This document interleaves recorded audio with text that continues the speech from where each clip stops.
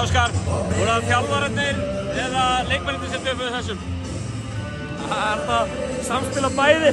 Auðvitað er eitthvað í leikmanninu eða undirbúningi sem klikkar í svona leik. Þannig að þeir geta bara á með þeim. Við höfum koma meira frá mörgum í dag. Það er bara alveg. Rosalega kaflaskipta frammistöður sem að nýliðar í að sína núna í byrjun tímabil sammála því?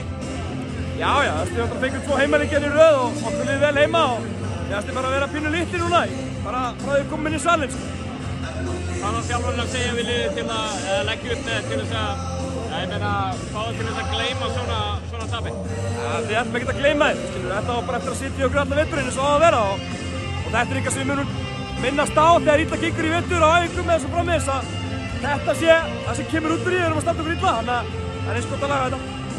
Ný leikmaður hjá þér, hvernig leggst þér á hann inn í rótiringuna hjá þér í dag? Ekki besti leikurinn í honum og stýtt illa og ekki að finna sér sóknarlega en hann er að reyfa boltann vel fyrir okkur og hamast í vörn og svo er hann að spila sig í form. Kærar þakkir Óskar og gangi ykkur vel. Já, takk.